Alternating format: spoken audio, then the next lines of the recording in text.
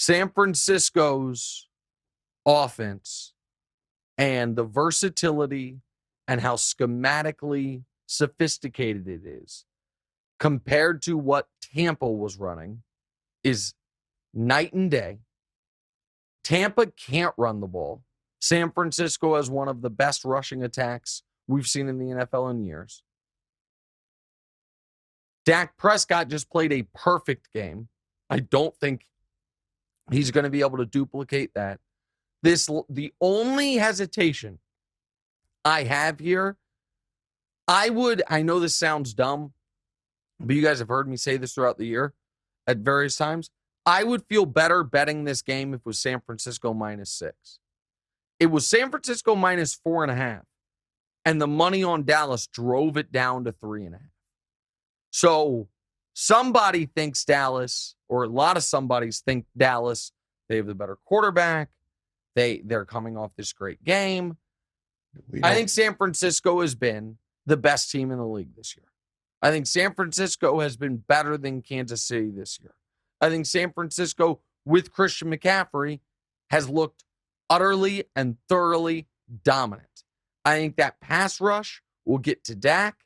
I think San Francisco will keep the Cowboys' pass rush off balance by running the football as well as they do.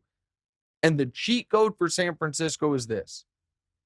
When they have Christian McCaffrey, Kyle Juszczyk, George Kittle, Deebo Samuel, Brandon Ayuk, those 5 guys on the field, plus the quarterback and the 5 offensive linemen, there's your 11. So you know how, DeMonte, you'll like this. You know how in Madden, you finally started winning once and I'm not saying this to be rude, explain to you the importance of go ahead. The defensive formations. Like, hey, if they've got 4 wide, you can't be in your base defense, or else you have linebackers on the receivers. And when you're playing, because you like to run the ball, when somebody's playing in dime with 6 corners out there, and there's all these little people, you can just run right at them with big people. Here's why the Niners are so devastating. They put those 5 guys out there. And if you go, okay, they've got a fullback in Juszczyk, a running back, a tight end, and then just 2 receivers. We can play base defense. Well, Christian McCaffrey's basically a running back, or a wide receiver for me. Juszczyk's the best pass-catching fullback in football. Kittle's the second best pass-catching tight end in football. If you go big with those same 5 guys, they can go 5 wide, spread you out, and now you have a linebacker on Christian McCaffrey or Kittle or both. If you say, all right, we're not letting that happen, we're putting our small people out there, they can go I formation with Deebo, who's a great runner and blocker, Ayuk, who's a great runner and blocker, a fullback, Christian McCaffrey, and Kittle. So they can keep those same guys out there. Let your whatever defensive personnel you put out there dictate whether or not you're going, what they're going to run. They are devastating to deal with.